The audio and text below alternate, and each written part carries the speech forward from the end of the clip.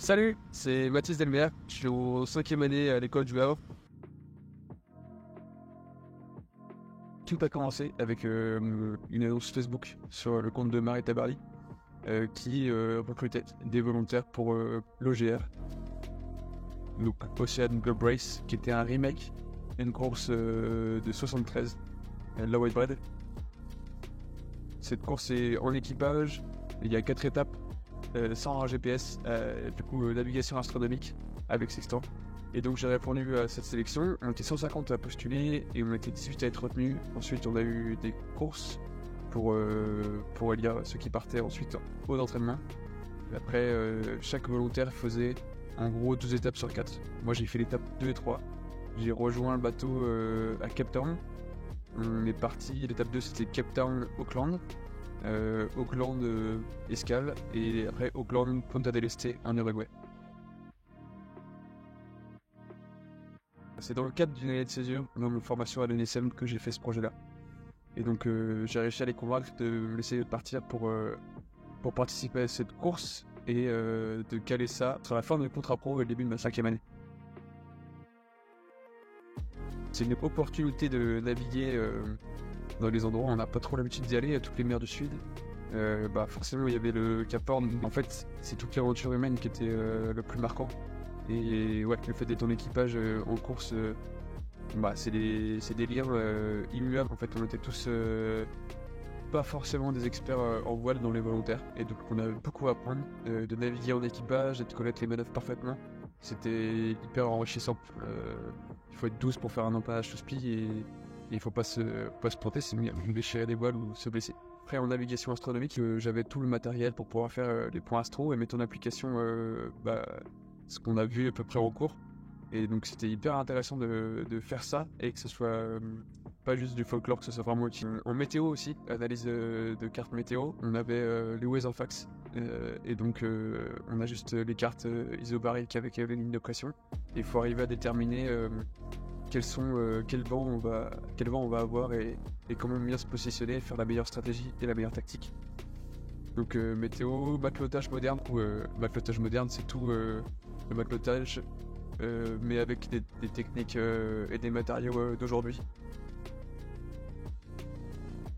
Le plus chouette c'était la tempête juste avant le Cap Horn. En fait on était plusieurs dans cette zone de navigation. Il y avait notamment les Ultimes qui passaient pas loin et qui attendaient la fin de la dépression pour pouvoir franchir le Cap Horn. Et nous le bateau il est fait pour, donc c'est assez confortable et on est allé dedans.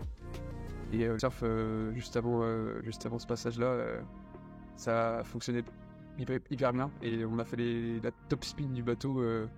C'est vraiment un souvenir où t'es à la barre, c'est une barre à roues et tu sens le bateau partir et là t'as la mer qui se découpe sur les côtés quoi, et t'es concentré parce que si tu peux vite fait cabaner quand même quoi. Donc mais ouais c'était hyper des frissons rien d'en parler quoi.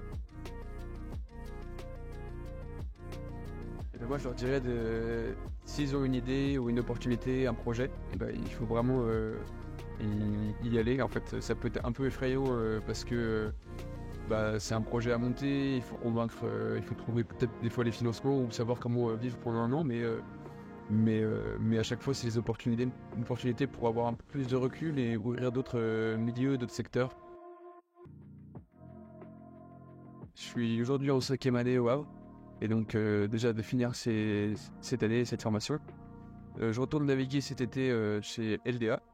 J'ai fait tous mes tours d'élèves chez eux. J'apprécie particulièrement les bateaux de travail et le fonctionnement des câbliers. C'est le boulot de officier cap qui me botte particulièrement.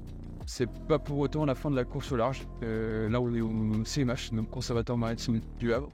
C'est un lieu où il y a des bateaux qui sont restaurés et il y a aussi une mission de réinsertion par l'activité économique. Et donc on est à bord du bateau que j'ai acheté en décembre 2022. Et il se trouve que ce bateau, il correspond parfaitement aux caractéristiques des bateaux qui prennent part à la GGR, donc c'est Golden Globe Race. Et donc c'est de nouveau une course vintage. Et sauf que celle-ci c'est en solitaire, sans escale, sans assistance, sans rien du tout. Les premières étapes c'est de déjà le restaurer, inspecter complètement le bateau et d'être sûr qu'il est fiable. et après s'entraîner, continuer à naviguer dès que possible à la voile, tout en continuant ma carrière d'officier de marine marchande parce que bah, c'est le métier, c'est ma passion et c'est pour ça que je suis là. En conclusion, j'encourage tous les élèves de la marine marchande et même tous les marins de manière générale à développer, à continuer à rester connectés à la mer en faisant bah, de la voile légère, du surf, de la wingfoil, du bateau le plus possible.